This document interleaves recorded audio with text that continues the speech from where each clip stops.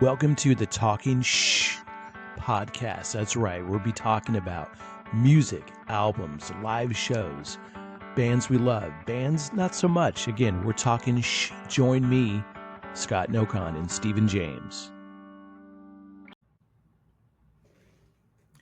And welcome back, guys, to a new week, a new show, episode 30. Wow. 30. Wow. Nice. Pretty awesome. Yeah, pretty awesome stuff. Again, Scott Nokon, Stephen James, we are back. Yes. Ready to rock, ready to bring it. I figure before we jump into our topic, I wanted to turn it over to Stephen for some music news, and then we got a few other things. But again, hope the week is going well. Hope, if there's anything new and exciting in your life, best wishes for everything. So thank you. Let's just jump right into it. Well, first off, and we seem to plug things at the end, and this time we're going to start plugging things in the beginning. On Tuesday, and Scott's in Nashville, so he is on the Eastern time zone. He does a radio show called No Consideration Radio. It's on 99 WNRR. I can believe that. Yeah. And that is, what time does it start on East Coast? 7 Eastern. Okay. 6 Central, 4 on the West.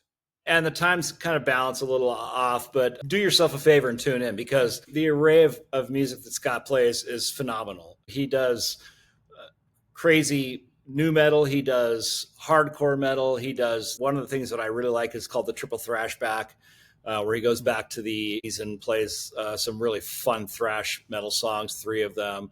And then, he takes requests as well. So it's kind of fun, because I'll always send him texts and go, hey, play this and play that. And some of his shows are, request only, which is fun. It's interesting to hear what people play, because he doesn't tell me what people are texting him. I just know what I've texted him. Yeah. But you guys got to check this out, because it's truly a great radio show. 99, and it's 99WNRR.com. I'm pretty sure that's what it is. Yeah, absolutely. I've got that. It's on my homepage, so I just click on it. And so you got some words on that? No, for sure. And again, as always, appreciate it. And been doing that now on the station for at least 4 years, maybe close to 5. And it might actually. I can't believe it's been that long. Yeah, I need to look back and see how many episodes. I can't believe it's been that long. And again, on 99WNRR.com, you can also go out to the store, and you can get some.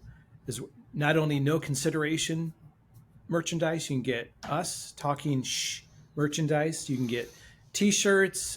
We got some coffee mugs out there. We have some beer steins, beer glasses, T-shirts, sweatshirts, as it'll eventually get a little bit cooler. And then again, we might add some other, we might do a fall release, right? Heck yeah. A winter release, and add in maybe a knit cap or a thicker coat or something.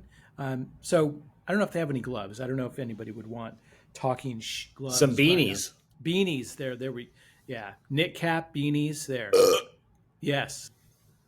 Beanies. I don't think you timed it right on. Sorry. What is time? You stopped it right before. Time is a human construct. So yes, but anyway, we'll look at continuing to put some additional products out there, and maybe jazz up and do not a totally different design for Talking Shit, but Bob, maybe just blend it into something new. So we'll continue to expand, and again, you can hear us on. And we're going to do it on Tuesdays. I made that decision 2 weeks ago, Stephen. We'll go ahead and Talking Shh will be after No Consideration, so you get kind of a back-to-back. That was good. I listened to that. That was fun. Yeah. So you get some No Consideration right into us. So, yes. That way we can very cool. Some extra music. The other thing I wanted to kind of speak to really quick is, again, it's awesome that we have and we'll continue to work on this, some show sponsors. But again, while the weather is still, and really, I guess in California, you can kind of barbecue whenever you want, right? I do every weekend. Yeah, and in Tennessee, you can barbecue pretty often. But The only way to make it really good is if you can use some Wheelie barbecue. Yeah. So, what is Wheelie? Back when Colin and Kyla were hand filling hundreds of barbecue sauce bottles, they had two simple yet powerful goals: create a delicious barbecue sauce from simple, honest ingredients, and use their business to make a difference. Yeah. That's how Wheelie Q Barbecue came to life. Colin, who was born with spinal muscular atrophy (SMA), faced challenges of a life altering condition with incredible resilience. When his condition forced him to quit his job back in 2013, Colin didn't give up. Instead, he turned his passion for barbecue into a thriving family business. Amazing. Wheelie Q Barbecue isn't just about great flavor, it's about raising awareness for SMA. And for every purchase made, they donate a portion of the profits to fund research for the cure. Today, Wheelie Q Barbecue is producing their original recipe barbecue sauce by the thousands and expanded their product line to include barbecue rub, salt, pepper, and garlic, and ancho espresso seasoning. At Wheelie Q, every bottle supports a greater cause, and every seasoning will elevate the flavor of everything you cook. Thank you for taking the time to go out to WheelieQ.com. That's WheelyQ.com. And when you place an order at checkout, just use the code TSP20 and you get 20% off at checkout. Nice. So Nice. do it. And again, it's some good stuff. I've cooked with it before.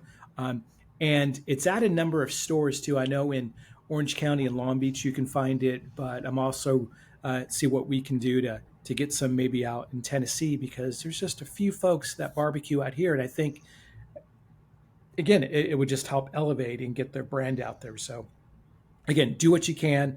And they got merchandise. They got some cool T-shirts, maybe some hats, maybe some beanies. We'll take a look at the store, Stephen. And I know I mentioned this before. Definitely going to put in an order and get some swag and get something sent your way as well. So again, thank you to Colin and Kyla, Wheelie Q. Thank you, guys. So I think what we will do some music news, right? We haven't done it for a few episodes. So anything new and exciting out there, Stephen? So yeah, I caught this story. It's kind of been in the news this week. So Rock in Rio played, and from what I understand is that the bands don't get to pick in what order they play. I think it's whoever promotes it puts it on. So it was this night was Journey open for Evanescence, open for Avenged Sevenfold, and Arnel Pineda, who is the vocalist for 18 years now, if you can believe it. Wow. For Journey, has an amazing voice, and there was a portion where he was trying to hit it and he was way out of key and it just went everywhere, bummed him out. And so Neil Sean, the guitar player, posted that he had said that Avenged Sevenfold had put a dB decibel level on the front of house to say, do it, keep it low or keep it high. And I saw a guy do a documentary, well, I said documentary, but he did an episode on it saying they don't do that.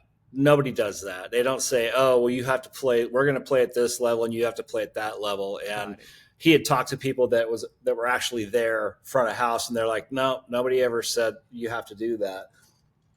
So basically it was a point finger thing to try to cover up that Arnel, hey, look at vocals are that they happen often where you're going to hit a note and you're not going to hit a note. You can't, sometimes you can't control it, you know, and look at, we have played shows where we've had fuck ups. We've done, this, that, and we recover, and people have a good day and sometimes they have a bad day. The other thing that sucks though and I feel bad for him, is that he can do 1,000 shows perfect. And it's just this one where everybody's going, it's like, man, leave the guy alone. Right. He I'm sure. And I listened to it. It is horrific, but it is what it is. It's real. It's not. It's real, right? And everybody was still having a good time. The guy that talked to some of the people that were actually at the concert, they said it sounded killer. Most everybody didn't even notice, but this was on video, and And so it's just interesting. I haven't seen anything back from Avenged Sevenfold if they're like calling it BS or whatever. But it just was interesting that you would pin it on somebody else because your singer had a shitty night. So anyhow, that was my interesting music news this week. No, that's good. Yeah, and it's true. All those things you said about, you can have good nights and bad nights, and again, if you're out there and you're playing live and putting your all into it, yeah, it's not going to be perfect. No. And with the guitar, you can break a string, you can go out of tune. Drums, you can break a stick. Hopefully you got one right there. And if you ever break a head, that might be kind of problematic, right? But I've had that happen. And it's not fun. So I guess if anything, kudos to Journey for playing live. And yeah, 18 years. I know we've talked about Journey a little bit in some past shows, and if I had to guess, I would have said 8. Probably it's easy now to say 18 since you put it out there, but around 20 years, it's like, yeah, that's now okay. Fun fact, and I don't have this to back up, so anybody can leave comments below for sure. But has Arnel been in Journey longer than Steve Perry? Interesting. And good question. Very, very well, right? Let's, and while we're doing it, again, I will throw in another topic really quick before we get into our main topic, because we don't want to deprive any of you, right, from getting as much as you can from the show here. But let's see. While you're looking that up, let me read a quick caption from Dean Castronova, who's the drummer for Yes. And he put the statement out. Arnel has risen to the challenge of Journey's catalog. Night after night, year after tiring year, he gives you all and Journey the best he can give you. Out of maybe a handful of shows in 17 years, Arnel has faced the facts that the voice, here we go, is a biological instrument. I was trying to find that word earlier when I was talking about it. Subject to weather, fatigue, virus, bacteria, jet lag, etc. Sometimes it does not, cannot, or will not cooperate when needed. So what's the point of hammering a human being over something they have no control over? I agree. Yeah, you sometimes you can't. Me being a vocalist, there's been some struggles, and again, luckily I've never had I don't think, a major incident, but yeah, it's tough, right? It can be tough, but also that's the one thing that I liked about it is everything's here. You can control it. I didn't have to lug anything around. I would just show up other than having a microphone. And I had to pick PA. drums. So, okay, interesting. There they are. Yeah. Yep, I see him. Steve Perry. So 2 stints in Journey for a total of 13 years. Yeah, 77 to 87, and again from 95 to 98. So I didn't know he went back. That's interesting. Yeah, and I don't know when that happened. Well, I know it happened in 95, but as far as what was going on in that time frame, I don't know. I know like Jeff Scott Soto did a stint with Journey, so that more than likely would have been prior to 95. Talk about a voice. Yeah, absolutely. And right here, I love this one. Who is the real versus the fake lead singer of Journey? I guess current. All right. Who owns the rights to Journey songs? Well, there's been some talk about that. Michael Jackson? No, I'm just kidding. Yeah. Neil Sean. Sean, whatever. Sean, yeah. Do Journey band members get along? No band members get along. Yeah. Especially when they're noodling. I'm kidding. Yeah. Is Steve Perry still singing? He is still singing. Actually, I think he put an album out a year or two, or he put music out a year or two ago. It actually doesn't sound bad. Yeah. He doesn't have that range he used to have, but when you're listening to Steve Perry singing. Absolutely, yeah. And Linkin Park has been on a heck of a roll doing tours. I think they played London and Germany, and they're getting backlash from Chester people that are haters, which I don't get because Mike Shinoda says, he's like, this is just a different version of Linkin Park. We're not trying to go backwards. Absolutely. Apparently, the Chester family is not thrilled about this and I think his mom or his wife or somebody wrote an editorial in Rolling Stone saying disappointed. They said that they had said if Linkin Park was ever to come back, they were supposed to let him know, and they didn't let him know. So I don't know the drama about that. All I can say is that I think that Emily's voice fits perfect. It's a new version of them. Mm-hmm. And they're in a band that says, hey, look, we don't want to sit around. We want to keep playing. We want to, and I applaud them for doing that. And they sound phenomenal live. Absolutely. Yeah. They're doing some spot shows, but that's my lead into new metal. Yeah. And it is. No, that's a great one. And let me see if I even have this available, which I do not. Oh, yeah. And they're playing a show with Spirit Box. Well, there's Bad Omens and Sleep Token. Yeah, Sleep Token. I'm sorry. Yeah, but Spirit Box. Yeah, Spirit Box would be awesome. Yeah, I'm sorry. I meant Sleep Token. No, and sorry for interrupting you on that. No. Who is currently on the road with Gojira and Korn. Amazing. So in a city near you, go check that out. Unfortunately, they're not anywhere near me. No. They might actually, they were down Alpharetta, which is just outside of Atlanta, but not close enough. I did a lot of Gojira shows I saw that listed were all in Europe. They're all in France. I didn't see anything coming here, but maybe you have better. Well, yeah, the run right now is the Korn Gojira Spirit Box one. I would love to see that. So in that. And one more comment really quick with Linkin Park. Yeah, the haters are out there, and I'm not going to hate too much on family. Where if it's Chester's mom was disappointed, it's like what are you supposed to do? It's been 7 years. Not every band member, and we talked about this on a few episodes back, so I won't rehash all of it. But not every band member came back. The guitar player is not touring, so a buddy of his took his spot, but he's still in the band, so he'll record, but he's not touring. And then their drummer decided not to for his own reasons, which is totally fine. And again, they have there's bands, and I almost said original, but which they are, original bands out there. But like Chicago, the only members left in Chicago is their horn section, right? Now, and there's other bands that are touring with no original members. Quiet Riot, be it one of them. That trips me out. Yeah, it is. So it's the same thing.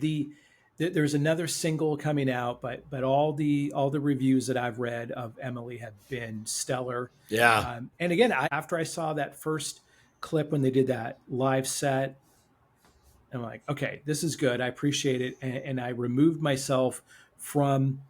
Is this Linkin Park as I remember it? The first song I heard, that song, One Step Closer, which, interesting enough, I was listening to a new metal playlist. There we go. Again, if you guys have been listening and watching this, all of a sudden words just disappear. They appear in my brain, and before they even get to my, in my mouth, they just kind of disappear. But listening to a new metal playlist on the way home, One Step Closer, about 2.5 minutes. Slipknot, Wait and Bleed, 2.5 minutes. Yeah. System of a Down, Sugar, about 2.5 minutes. And, did I ever, have I heard those songs a million times or close to it? Absolutely. Never looked at the timing, never thought much about it.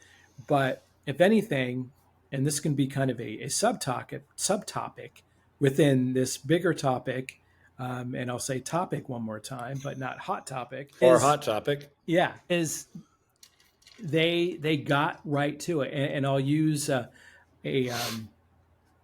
term that BC Bill Crawford uses many times, and we've written no-con songs. I don't know if he ever said it to me directly, but it was definitely the concept. Get to the chorus, and those bands, they set it up, they got into it, they built a very, very effective, strong song. Arguably, those 3 songs are in the top 10, if not 20, of new metal songs of all time, all at 2.5 minutes. So you don't need a long, drawn-out song to get your point across. You can do it. So let's get into it, Stephen. New metal. Yeah, let's do it. New metal, NU metal, also spelled in the traditional sense of new, and EW. Kind of a play on words. but emerged in the mid 1990s, blending elements of metal with genres like hip hop, industrial grunge, and alternative. This genre really defined a generation. You know, the aggressive riffs, the down-tuned guitars, heavy bass, definitely prominent in Korn more than anyone else. Um, it went from, you know, just being launched in like I said, the mid 90s, and I'll even push it into like 93, 94. I guess technically you get into the mid 90s, but when Korn came out and others, which we'll hit on, that's when it really then went into more of a mainstream when you got into the late 90s and early 2000s. The bands that really led the pack: Korn, Limp Bizkit, Linkin Park. Again, some of the characteristics: the guitar tuning, it was down tuned. It was the first time we saw 7 guitars. It produced this heavier, more bass driven sound. The vocals, 7-string. yeah. Did I say Yeah. 6? Okay. You said 7 guitars, but Oh, 7, yeah. 7-string guitars. Nah, that's all good. Yeah. But yeah, and they that played dropped 7 D. guitars with a single string. It sounds like 7 That's what it guitars. sounded. Yeah, It does sound like 7 guitars. So your accuracy is there. Thank you. Yeah. See, and that's why I need you along with me. And you have jet Keep me on lag the too. road. Yeah, and we could talk about jet lag again. You know, And Korn was actually formed by Monkey, Fieldy, and the drummer David Silvera. absolutely. FYI, even though we're talking about bouncing from band to band, but Scott and I agree that Korn was really the launch of nu metal. Yeah, I absolutely. You know, when you look at that, and again, I'll tell a brief story if I may. So, in '94, probably late '93, before they were signed. So, kind of let's put this in the '93 time frame. Yes. Era, and again, when this is when this was happening, you didn't know the term. It was No. It was hard rock. It was metal. It was music, and I'm gonna drop a little Machine Gun Kelly on you, Stephen, if I may. Earlier, I was watching a music show, and he received an award, and he cut over into country recently, and actually, not a bad song. Like really catchy song. So I appreciate what he's done, and we'll talk about, you know, maybe him and different musicians that kind of touch different genres in a future episode. There, we always want to tease a potential future episode of bands that could go in and out of different genres. But the one thing that stood out, he goes, I know 2 types of music, or I know of 2 genres, good and bad. Yeah. And I go, that's kind of cool, you know, because it's, you know, during this, so to bring it all back in, during this time in '93, you know, metal, right? It was Korn, and walking into a club, it was called Club Newport, if I remember correctly. And now these days, if you drive down off the end of the 55 into Costa Mesa into Newport Beach, that takes you right down into Balboa.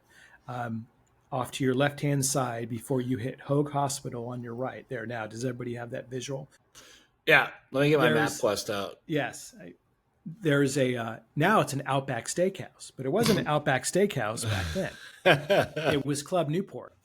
And I remember going to at a buddy of mine that ran a searchlight. He had an old 1940s truck. Dave. And so these searchlights would spin around. I have to do the visual with my hand, right? So you can picture that.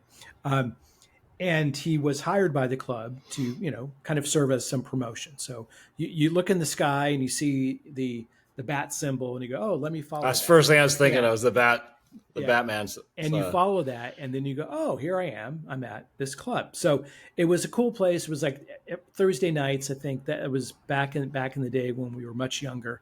That was the, you know, why not? That was the night to go out on. You know, you're so close to the end of the week, right? And you just went pretty hard on Thursday nights. You know, could be Red Onion, could be Live Bait, Club Newport. To Red Onion. Fridays was generally kind of a mess because we were tired. We were tired. That's why, because we were out late. Anyway, So we're at the door waiting to go in, and I hear the beginning of Blind. If you can play that on your kit there, but you got the you're playing the ride cymbal, right, and it just kind of builds It up. You doesn't got the sound the guitars same. coming in, yeah, a little different, Yeah, yeah, that's a little different, a electric cymbal. They don't sound the same. yeah. And you hear the beginning parts of that song, and I had yet to hear that song. I didn't even know who this band was. And as I walked in, it was almost fitting. It's like if you can picture this as a scene in a movie, as we no kidding, no kidding, Stephen, as we walk and turn to our right, I believe we see the stage, we see full club. Are you ready? Are the first words I hear. You ready? And it's like, yeah, we are. And I was sold at that point going forward. Now, Yeah. fast forward really quick, and we'll get back into the highlights and timeline for the bands. But within the next 6 months, I'm in a band and we're rehearsing at the same studio, Underground Chicken Sound, and we were steady tenants there. So we would go a couple nights a week, and Korn was in there. They had their own room, and at this point they were signed. So nicer cars started showing up in the parking lot beforehand. It was pretty cool to see how that quick evolution happened. But writing, the writing of that first record, that iconic release, was happening within those walls, at least part of it, and you would hear it bleed through because no studio was fully soundproof, right? So you couldn't help it to bleed through, and it was cool. Another band that was there that's part of the new metal movement, Head PE, and they were just getting their start as well. So this was in Huntington Beach. So did the scene really start in Huntington Beach for new metal? I think so. Definitely Orange County, definitely Southern California, but the epicenter, and yes, Korn, if you look at all the bios, is from Bakersfield, but they put Korn together in Orange County. Yeah. I know that because before they were Korn, I showed up for an audition and I didn't make it. I just talked to Fieldy, I talked to James Monkey, and picture this. This is when I had long hair, so probably close to my waist.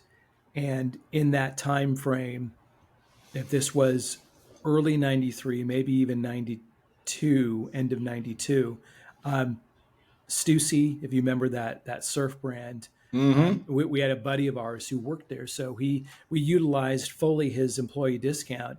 So, I would wear when maybe baggy jeans weren't in vogue during that time frame, we wore the baggy jeans and we had like the surf t-shirts, and we wore, maybe Converse, or this was a fashion episode. You didn't realize it, Steve. Monkey boots, if you remember monkey boots, they had suede and leather ones. So again, we always wanted to be the antithesis of what was being played in LA or Orange County. At least we tried to with our look. But anyway, that was kind of a fun little, got to sit down and just kind of talk with them. It never progressed any further than that. I shared a tape with them. They, I believe, other than just being nice, I'm sure it was genuine, that they were complimentary. Clearly, what they needed and what made Korn, it's Jonathan. The combination of all of them, but Jonathan. Yeah. But when you can kind of weave in and out of history and say, wait, I was a little, no one else knows this. That's pretty cool. But I kind of remember that little footnote. Yeah, it is. That's pretty cool. So in that, I'm not part of the timeline, though I was a small little pedal of grain of sand in all of new metal with a band I was in years before I met Steven. And we'll put together a playlist outside of this episode, and we'll start publishing those soon. Videos of bands that are kind of influenced by each of our shows. That's something, Steven, that we can look forward to putting together. Sure. And also we can do like Spotify episodes. But enough of that. That's all coming. Let's run through. Let's do some bands and highlights really quick, and then Stephen, I know you're going to run through some other bands and maybe play off. And hopefully, I won't hit on all the names, but almost. Would you consider them new metal or not? But I'm going to do some highlights really quick. Korn, years active, 93 to present. Again, they're on a tour right now with Gojira and Spirit Box. What a lineup. Absolutely, yeah. Key albums, Korn in 1994, Follow the Leader in 1998. Where in 98, they were the darlings of MTV and Deftones. And then, Deftones came along as well. But in that Korn with Follow the Leader, that made it number one on, what was the name of that show? MTV, the video show with Carson Daly, 3 o'clock. Yeah. It was the time. So we always forget. I'm not putting you in that bucket, Stephen.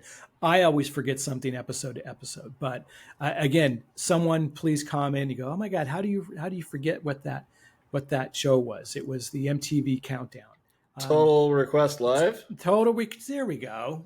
Thank you. Total Request Live. So at one point during that time, definitely when it got into 98, you could have some NSYNC, you got some Backstreet Boys, maybe throw in a little Britney Spears, but Korn was sitting on the top for a number of weeks on there. Absolutely. Again, we already talked about being pioneers and really Follow the Leader. That record brought them into the mainstream. Limp Bizkit, 94. Today, they're still on tour. They are actually in 2025 will be part of the Metallica 72 Seasons ongoing tour, and that is coming. That is coming to Nashville in May of 25. So I will be going to that. Yeah, I want to go see it. I hope they come here again. So I want to go see it. Yeah, definitely. Again, rap metal hybrid. Fred Durst. As much as people kind of want to be a hater on him. Again, iconic, started with it popularized the red baseball cap, the New York red baseball cap for sure. As soon as he put it on, we could probably dig up and find out the sales of those hats, but it certainly went up during that time. Linkin Park, 96, 2017, and Alive Again in 2024. Again, blended new metal with electronic alternative, massive commercial success. At the time when they came out, my son was probably 2 when that record came out, One Step Closer. And if you got a 2-year-old, not the entire first words he learned, but if he knows that song and he knows the chorus, and he wasn't saying it to me, so I let him say it. Shut up. Shut up. Shut up. Are you talking to me? It's like I let him do it, and he felt the emotion. It's like, all right, that means something. That's when you know that bands can cross over even into the Sesame Street realm. It has that broad appeal from 2 to 102. Yeah. Slipknot, 95, a couple years later. It's crazy that they've been around almost 30 years. But, when they first came out, the music and the mask, right, that theatrical live performance, that set it off into a whole other set. I'll stop from there, Stephen, and you can add in some bands as well. Well, I mean, especially with Slipknot, because they've kind of gone back to their roots with this tour. They've toned down the stage. They're back into their old masks. I don't know, it's a 20, 30-year anniversary. Well, it was at 96. And they've got a new drummer, obviously, we know that's Eloy. But Slipknot, definitely one of my all-time faves of the bands you've mentioned. But, looking at the list, and again, Scott's well-versed than I am on this, but I can understand how this kind of plays out. They've got especially with Limp Bizkit, because they've got the record scratching, I don't know what you call it, that Linkin Park has. Yep. Tones, which started in 88. I don't know the definition. I like that band. Mudvayne, POD, and that they have Disturbed here. And you and I think talked about this offline, is that I don't know that Disturbed falls into that category. Yeah. It's like and I'm looking at some highlights for these bands. Most of this we can go off memory, but it always helps to have a little bit of some job aids, right? The In this one, the description they give blends hard rock with new metal.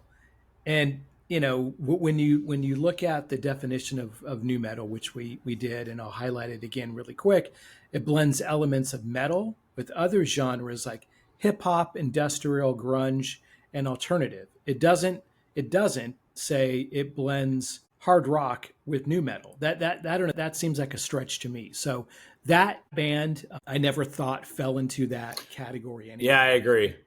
I agree. And if you're listening to that music, Papa Roach. Yeah, I used to think not so much. I think I can give them a little bit, and I'm sure they've been waiting for this. So now I will say I can agree with Papa Roach falling into it.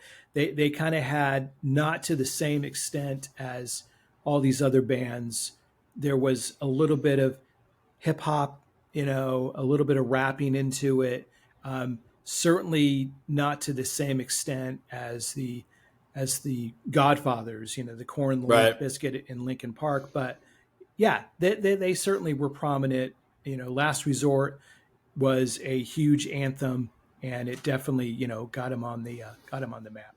That's like, to me like a one hit wonder band. But all right, Yeah, I'm gonna rapid fire a few at you, and then let's get your take on it. Edema, Machine Head, Drowning Pool, and Coal Chamber. Edema, I will say, and that wasn't he the cousin of Jonathan Davis, the singer from Edema?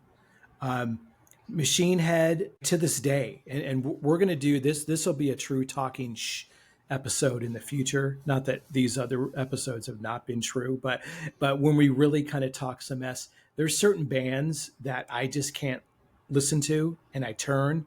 A little teaser: Doors is one of them. Three, two, Mm-hmm. one, turn. Machine Head kind of falls in that category, Yeah. and don't know why. Well, I guess I know why. It just doesn't resonate. But I would not, and maybe for that reason, my personal opinion, which does matter as well as everyone else's, um, they don't strike me as that. And since I rambled so much, give me those last two again. So, So Drowning Pool and Coal Chamber. so Drowning Pool, they always kind of struck me as kind of cheesy, not really, if anything, maybe they were like a C level within those bands. Cold Chamber, 100%. I thought they were, they were definitely innovators themselves. They were more on the underground circuit, but aside from uh, some health issues that Dez had, which forced Mm-hmm. them to postpone their tour into 25. Cold Chamber is back. Would they do another record? I think it's been 7 years since they put out their last record, which was then many many years in between that. But is Devil Driver done? And all the attention is now pushed back to Cold Chamber. Uh, Not a band on here. Maybe not necessarily a deeper line of new metal, but Kitty kind of falls into that category. Good I band. would say, and they're back and going strong as ever. So, is there a new metal resurgence or a new metal resurgence now? Possibly, right? Mm-hmm. 30 years later, things, styles, looks, preferences, they all kind of come full circle. Was that cycle about 30 years? And I also tend to think that since Linkin Park's getting ready to put out a new record, Yeah, that might spark that whole new, no pun intended, metal scene yeah, to bring the roots back to what that really was. It's like it brings me to like Static X, which I love that band. God rest his soul. I know that they're doing a new version with some guy in a mask who actually sounds a lot like Wayne, but that whole genre, the people that are going to see this band wherever they're doing these major city tours hmm, throughout the world sell out in 2 minutes. I mean, they're yeah. they're welcoming back. Is there a handful of haters? Yep. But you know what? I think it's going to spark a new drive for that type of music, and I'm really excited for it. I am too. Yeah, and Static X was a I was going to say LA based. There definitely were when everybody was coming up, like System of a Down, who you didn't mention, which I'm sure is on your list, falls Oh yeah. into that new metal list. But when Yeah, Static where did that X, fall in? that was, in the 93, 94, 95, when they were coming out. I would say they're more popular now with their, definitely version 2.0. Again, Wayne Static passed away a number of years ago, and it might be public knowledge now, but I remember hearing rumors when they first came back, and I think it's been after COVID, yeah, and I don't think it was before that. So let's say from 2021, maybe 2022, when bands were able to start going back out again. It was was it Edsel, the singer of Dope, um, who was playing that role, possibly. Again, he wears the mask, but he brings it. So Yeah. whoever it is, I've seen some live footage and just the show, and they've always been very dialed in from a live performance. They have Yeah. a lot of electronics going as well. If there's a track, they're playing along with it, but that's only to kind of add in that industrial feel to it, which they Mm-hmm. definitely have. So it just from an overall performance standpoint, it's like, yeah, they're are they at the same level as those other bands? The Linkin Park, the Limp Bizkit, the Korn. They're not, but are they like fully like locked in as just a steady and in place band? 100%, 100%. There's a few that are in between, but I'm going to drop down to Sepultura. So that's an interesting one, and I know when I kind of looked around, I don't see them showing up often, but the association I see is when they put out Roots, which Right. I love that record, and in that, Roots, Bloody Roots, and other songs on there. That was probably my favorite. Probably purist of Sepultura would say, well, that's I wouldn't say anyone in their right mind, unless they're just being a jerk that day, is going to say they jumped the shark or they sold out on that record. None of that is valid or true, so stop that now. Yeah. However, it had a more evolved sound. Would that then, just by date proximity and the association with the other bands, put them into that category? Well, did it help their popularity? Probably. Did that record really more so have a heavy influence and a celebration of their Brazilian culture? Absolutely. So if you kind of dig deep on it, I think most will see that as maybe more accessible, if that's even proper to say, a more listener accessible record. To me, Sepultura just Sepultura. reminds me more of Yeah. thrash. Yeah. In a sense that I get it off that album, but when I listen to all the other songs, to me it's just hardcore thrash, and I don't know that if they categorize it, to me it doesn't fit. But I like the band. Don't get me wrong; it's an Absolutely, amazing yeah. band, That but I one- don't see that as new metal personally. Agreed. Yeah, I never saw them in that. Seven Dust. Maybe somewhat. And again, if you and not disparaging to any bands, but just if you look at it, if there's an A group, a B group, a C group, from a longevity, Seven Dust has been going strong now for what, a good 25 years. Yeah, 88. Okay, even longer. Yeah. So. Oh, I'm sorry, 94. I'm sorry, 94. No, My bad. I was looking at everyone. But good. The most of the 30 years. lineup is still intact. Definitely the singer, who again, I've always appreciated them. I wouldn't say I'm a fan per se. I'm not. I've probably seen them live just because I was there. Right. But again, I never thought of them as new metal. Just kind of a good metal, hard rock metal band. There's another band, and I just, as I'm doing my research now, Soulfly, which was founded by Max Cavalera. Yeah. After his departure from Sepultura, and that's listed in here as well. I don't know. I've never heard them. Yeah, so they're incredible. So I've seen them live a number of times. Definitely check it out. You can find it on any streaming service. Just plug in Soulfly. Some good music for sure. Again, pretty much everything, most things that Max has touched, I'm a big fan of, and just followed his career. Car Bomb, is one other band, Cavalier Conspiracy, which has members of Mastodon in it. And the drummer, I don't remember right now, but it also had the singer of, and I don't remember his name right now. But anyway, check that out. That's definitely a good band. So anything that Max has touched, again, I wouldn't say is new metal, but Yeah, there's a lot. There's a he's an lot of original. bands Yeah. that I've heard, and some of the ones I'm looking at just to me don't. You know, who came up with this list again? You know, don't shoot the messenger. We're just saying what we see, and when we do our research, we go, oh, here, this is what they're listing. One of them is Seether, and I don't see Seether as being anything near new metal.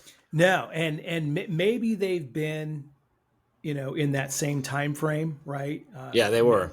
And that's probably part of it. That's where then you start, I think, just kind of forcing bands into it. They I wouldn't even consider them metal. They're just a rock band.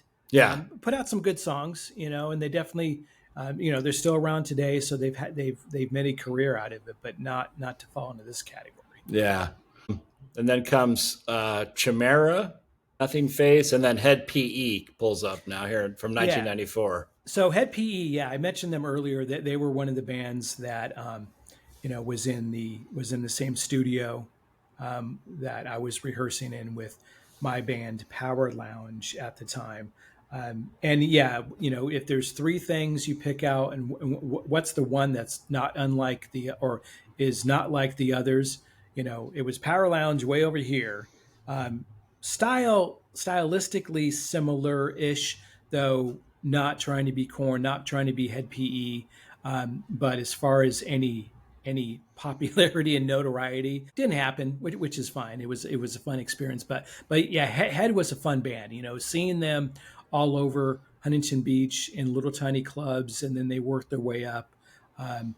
Again, it's back in the day, and I guess to most people, $1 million still seems like a lot of money, but they did when they first got signed, it was $1 million record deal, and it can be a blessing and a curse, right? And if there is some, the only original member still in Head PE is Jared, the singer, and he's over the last year I've seen a few different podcast episodes pop up with him on it, and he was always a few years older than us, and when he came up in the scene, he kind of blended in. But he blended in as far as just being kind of a cool guy to hang out with, but stood out as far as just what he brought. And in that, you just kind of listen to his history, and he's still going strong. And I thought this was, in a way, kind of humbling to listen to, and also knowing how difficult it is to make it in music.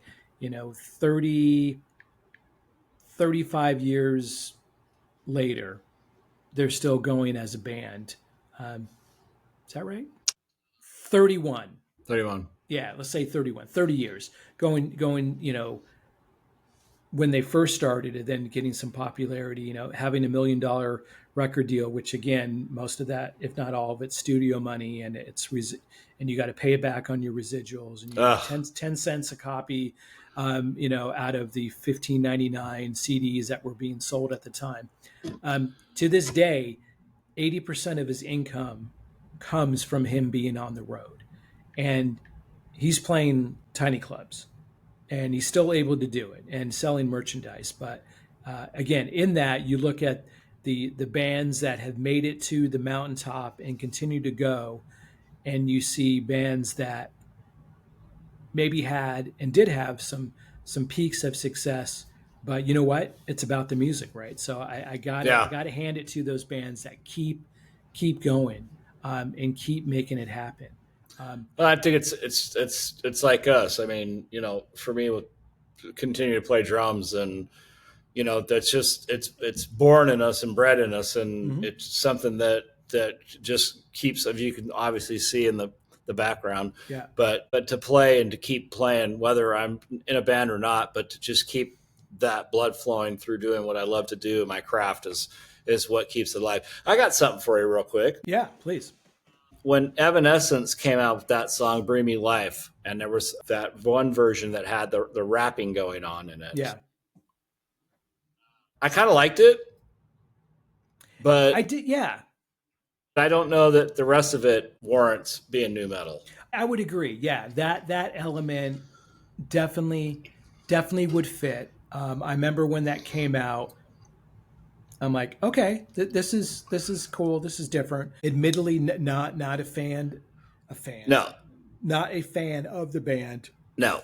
but they're still and that's funny you mentioned it. Maybe not entirely funny, but coincidentally or as detailed out, the Korn Gojira Spirit Box show, when they make their way to LA, and I don't have the date right in front of me, they're playing at the it's the soccer stadium where the LA Football Club, LAFC, plays. So it's right next door to the Coliseum. I think it's Bank of California Stadium. That is it. Thank you. It's where LA Sports Arena, one of the classic arenas in Southern California, if not the United States, where every band came through in the 80s and 90s. I heard something. That's one of my animals. Are you, Stephen? Are you changing right in front of our eyes? Yeah, I saw. As a matter of fact, I saw Korn and System of a Down there. I saw Iron Maiden there. I saw Blink-182 there. It's actually a really good place. What sucks is parking. There's just shit for parking there. Well, there's not. And for a stadium that's open, you think the sound would go up and out, and it doesn't. It's actually quite amazing. Actually, I saw Slipknot there too. Cool. So it's actually a really good venue to see bands. But I would love to make my way back there and see a show. But the show, to finish that point, is Evanescence is on that Korn date. Isn't that weird? Just that date, yeah. Yeah, I saw that. So, and there's, Scars on Broadway, which is the guitarist from System of a Down. There's no System of a Down on that, though, to your point. System and Korn played there before. So, yeah, it's, again, that's like their, dare I say, it's not Orange County, but LA, Southern California coming home show for that 30th anniversary tour. Yeah. Let's hit on, so that was a cool list, Stephen, and certainly if you have any more on that, let's pick it up in a minute. But let me run through some kind of key albums from bands, and I'm going to give you the overall record sales. So a couple of their top releases and overall record sales. I'm going to start with Linkin Park, over 100 million plus in sales. Hybrid Theory, their debut, 30 million plus. It's insane. Meteora, which I really loved, that's one of their top sellers. And again, they fall into one of the best-selling bands worldwide, Grammy-winning. Again, if you get 100 million plus, the list is still pretty rich, but it gets, as you get higher to the top, it's pretty limited.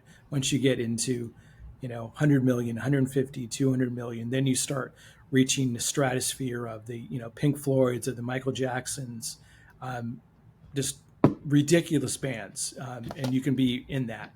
Limp Bizkit, 40 million plus, Significant That's insane. Other, 16 million. Chocolate Starfish, love that record, and the Hot Dog Flavored Water. Again, major success, late 90s, early 2000s. And again, there's a resurgence. They're doing big shows now. And again, they'll be on that tour with Metallica next year. So that's pretty awesome. Korn, 40 million plus. Follow the Leader, 14 million. Issues is another one.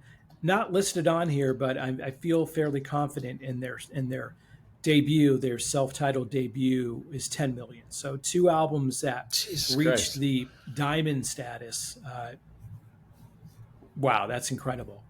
Slipknot, what about? I was just gonna say, what about Slipknot sales? Yeah, not far behind. Iowa. Yeah, not far behind. 30 million.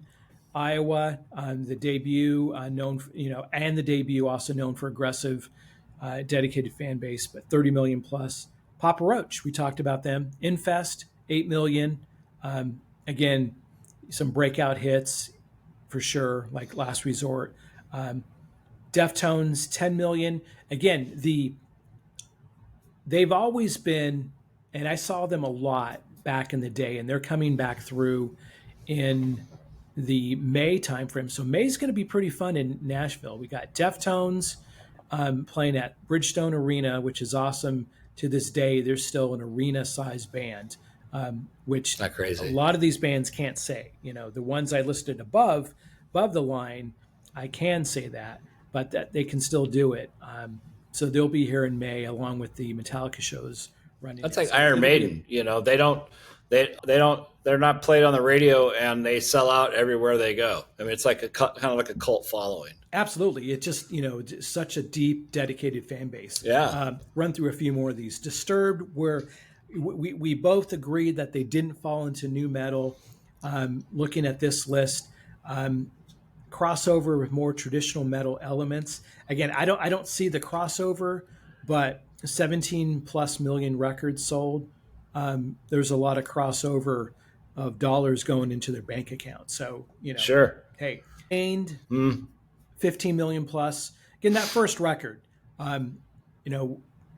it was, the first one was Heavier, Break the Cycle, sold 8 million. They kind of came out right around the same time as Korn, just a little bit after.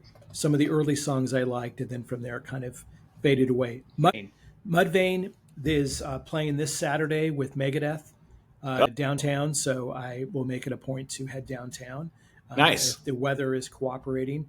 But 6 million plus. Now, with Mudvayne, that's pretty freaking awesome, because when they came out, if you remember that first video, and it was all white, and then they had the mask on and the costumes.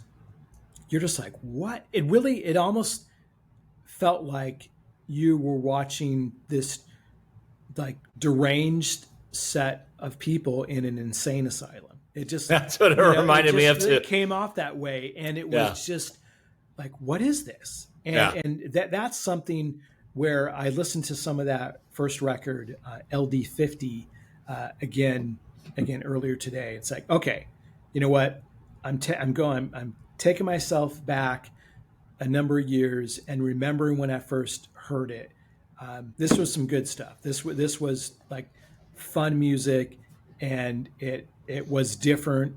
They fit into nu metal, and again, 6 million plus. And we talked about this before. Chad Gray went on then into Hell Yeah, which ended with the unfortunate demise. Yeah, Vinny. But they're back now, and they did a tour with the next band I'm going to mention, with Cold Chamber. So earlier this spring, there was a tour that hit amphitheaters with Mudvayne and Cold Chamber. Again, those two bands playing, as the kids call it, the Shed, right? Playing amphitheaters, the Shed, which 10,000 up to 15,000 seats consistently night after night. That's pretty damn good, Well, ticket prices these days, who's know how much they're making versus the corporations. Well, sure, yeah. Unfortunately, last band on this list, I said Cold Chamber, but from total sales, 2 million plus. So, hey, it's better than some bands that are selling only 30 albums. So no, exactly. And if I may, I know we're maybe getting short on time, but if I can this is the All About Me segment. If I can again add to it, Stephen. Please. So little fun factoid on Cold Chamber. So back right when my daughter was about to be born, I came across, which I didn't realize at first, was Cold Chamber in an ad in maybe LA Weekly, maybe Music Connection. And come to find out, it was Cold Chamber when I pulled up to an apartment over in West Hollywood, and they were looking for a singer. So I dropped off a cassette. I talked to Megs. I talked to the drummer, Rhea, the bass player. They were all there. Had a beer. My wife was sitting in the car, so I made sure I wasn't there too long. It was probably a good 20 minutes. And then we went to a Mexican restaurant right after that, right on Sunset Boulevard. So that led to doing a couple practices. Their studio was right outside. Oh, no kidding. There, it was actually a duplex. So the garage they converted into a studio, and this is kind of funny because in that, their first record, because I sang Loco and Big Truck. And so I'd heard it and I knew who they were. And I was kind of nervous, but just kind of went with it. And I essentially mimicked what Des was doing. Big truck, big truck. I'm sure that sounds horrible right now. And I won't do that again. I just did Arnel Pineda. Anyway, I purposely, I purposely modeled what I had heard. Right. And I remember she's playing and she looked up at me and she goes, "You sound just like the record." And I'm like, "Isn't that the idea?" You know, and I don't know if she was pissed or just more so just made an observation. Interesting. I'll side with it was an observation. You know, I know one of the comments you made before related to, well, yeah, some bands at times will find a singer that is an exact replica, and others will not. And it's kind of cool if they can come in and just bring their own point. I was 23, 24. I didn't know any different, right? Sure. But I did another rehearsal with them, and that was it. And then Des came back. I can't recall the exact timing, but you know, he was gone for a minute. I'm sure they talked to other singers, but they heard my tape. I got in the same room with them collectively, probably for a couple hours. That was pretty cool. You know, That's awesome. So second little footnote, and again, I'll close this segment of Scott Talk right now on that one. But I have no others. I can't tie into any other bands on this list. Oh, you know, that one time with Slipknot. No, I don't have any of those stories. But yeah, it's, you know, it's kind of cool.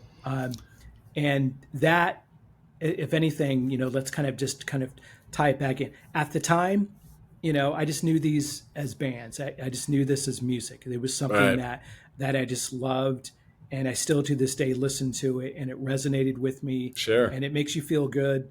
Yeah. And going back and revisiting these bands today, you know, it just makes you feel good, right? And that's what Absolutely. you want music to do. Absolutely. Yeah, music has a you know, there's always music playing wherever I'm at, whether I'm at work, I got something going on in the background, driving home, especially on Tuesdays, listening to No Consideration Radio. We were done with that segment, the Scott segment. No. Yeah, but but thank you, brother. Yeah. Those are dusty.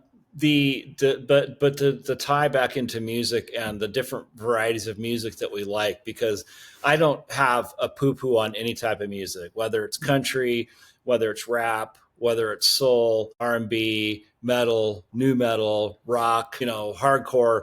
It's music to me, and it just grabs me. And I you know, there are certain things I dislike, but I'm never going to go, oh, fuck that. It's like, no, it's music. And you play such a wide, here we go back to Scott Talk.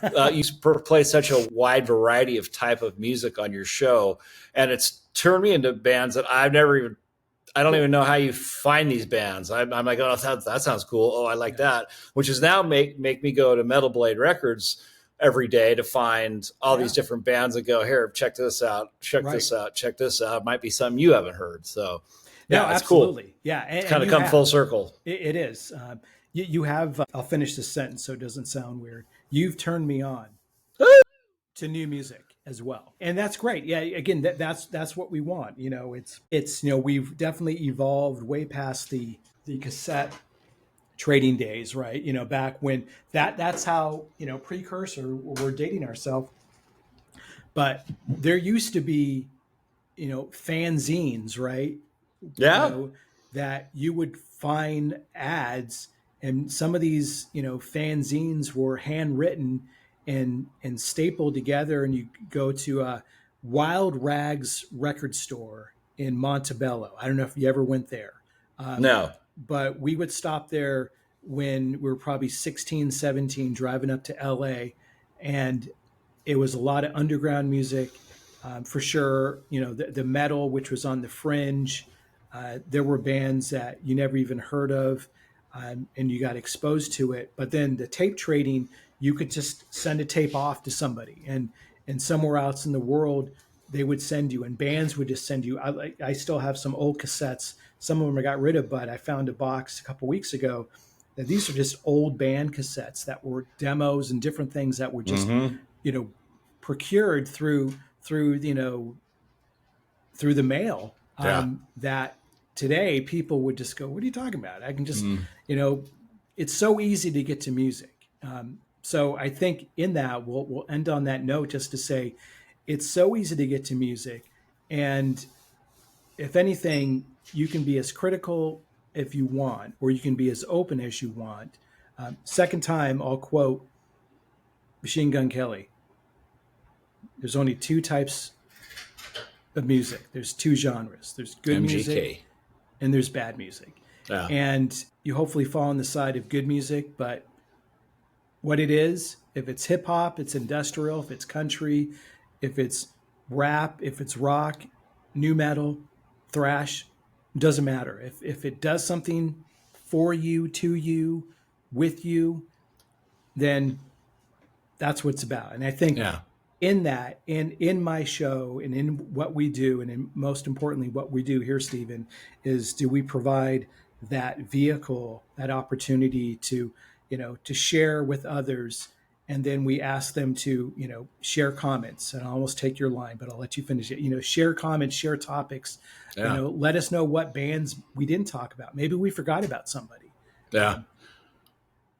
Just and just on the music thing, because Isabel and I were in Maui about a month ago, and the minute we get in the car driving to the condo or hotel, I want to hear traditional Hawaiian music, because that right there even speaks to me. It's like, it's just part of the vibe. It's like if you go to Jamaica, you want to hear Jamaican music. Real quick, lastly, you were speaking about cassettes, reminded me, and this is not new music, but U2 is re-releasing How to Disassemble an Atomic Bomb, the 20-year anniversary. And they have a shadow album with it. It's called How to Reassemble an Atomic Bomb, with songs that have not been released. Oh, wow. And they have the pressed vinyl, the colors. Mm-hmm. Then they have CDs, and they have cassettes, which I was like, what? Yeah. So when you brought the cassette, I was like, duh, that's cool. They're bringing cassettes back. Yeah. It's going to come full circle. Yeah. It is. I still see that. That's cool. Releases, and who was it? There was a band that just put out something, and I, again, Band X, I'll call that. But I remember seeing a post, and a cassette was available. And again, I remember, and we'll really end on this. Yes. CVS or Walgreens a couple years ago, probably 5 or 6 now. I had this, a few boxes of cassettes, and then a Case Logic, bigger, kind of double decker with all these cassettes. And I've since, gotten rid of anything that would play a cassette. And then there I'm walking down the aisle, and I see one Walkman just laying there on the shelf, waiting for me to come by. And it was $700. No, it was, it was like $30. It might as well, it could have been, right? You put those on eBay. Oh my God, what is this vintage thing? But let's say it was $30, doesn't matter. But I said, okay, now I can, put on the little, the small little headphones. I've had the little metal. Yeah, put it on there, stretch it out. Yeah. And I was in heaven. I remember going home, and I ripped it open, and I put the cassettes in it, and I just kind of sat on the couch, and then got to a point of laying on the couch, eventually fell asleep just going through cassette one after one. A lot of them were old, like band rehearsal tapes as well. Yeah. Like, oh God, let's listen to this. So anyway, it's like, it was something that at the time, again, when cassettes, that was the only thing to get. And then it moved on to CDs. And then CDs went away, and now vinyl is back. It's all music. And I think in that, when I continue just to add to my collection, I'm right there, I'm looking at some CDs. There's a Lamb of God, a Police, and an Iron Maiden CD. Nice. Kind of sitting there on the case. Nice. Yeah, it's cool. Music itself is, if you remove a lot of the, kind of ego and the just the bad vibes that some people put out there. Again, just enjoy it, right? Just make it your own. And if you can make music, even better. Mm-hmm. But yeah, it's fun. So in that, there's probably no more rambling things I can say other than, please, as always, and we had gotten feedback, and some of the feedback was, can you guys go a little bit longer on the episode? So this one is a good hour and a quarter Yeah. when we get done with it. So again, let us know if you like the longer episodes, if you want them shorter. Size does matter, so please tell us. That's what she said. Yeah. You can find us everywhere. I know we did our plugs at the beginning, but if you're still with us, again, always appreciate it. Yes. New episodes dropping on Spotify, iHeartMusic, Amazon Music, Apple Music. And let me do this real quick, if you don't mind, Stephen. Do it. I'll just end on this if I can. And I'm going to tease up an upcoming show. We're going to do a punk rock show. Yeah, absolutely. Punk rock music. I think that would be great. So real quick, this is just available from Spotify, if this will cooperate with me. So again, appreciate you guys going out here. I always liked all the little data that they put together on here. So, just on TikTok. Spotify alone, we got United States, Brazil, Russia, Canada, and Spain just from Spotify. Wow. YouTube, I think we're up to like 40 countries, which is so cool, just ridiculous. So cool. But the breakdown, Spotify, 57%. This is the percentage of listeners checking out the audio. Now, some video versions are out there now for Spotify, or where it gets pushed out. So Spotify, 57%, Apple Podcast, 24.5%. On the good old web browser, 14%, 2% on Amazon Music, and the always aptly titled 2% on other.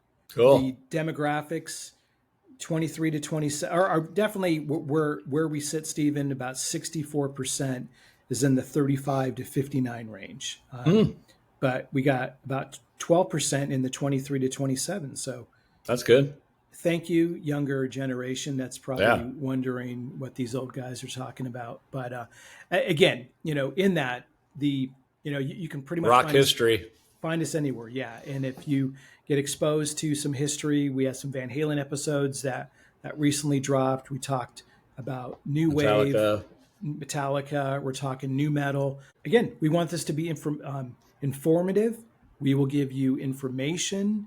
And does it create a formation of a new or new band you're exposed to? That's great. So, Stephen, anything you want to say to close it out? Hey, thank you very much for checking us out. I mean, we strive to have fun, and that's all we do. And if you're having fun, we're having fun. And again, like Scott mentioned, if you guys want to, have suggestions of things we want to talk about or discuss, we're open to anything. I mean, we don't have any, anything negative on music. It's music, and it's a love appreciation that we have. And anything that you guys want to hear us talk about, please suggest. And the fact that you're watching us, hey, very cool. I appreciate it. Thank you. Yeah, absolutely. So again, thank you. Please tell a friend. Please subscribe everywhere you can. Again, on TikTok, Stephen mentioned that a couple minutes ago. We're out there now. Again, we if you like it, subscribe, leave Please. A comment. It all matters. The more followers we get, the more it helps us in the old algorithms. Yes, sir. So it's part of the game, but we're here. We're here for one. We're here for 100. We're here for 1,000.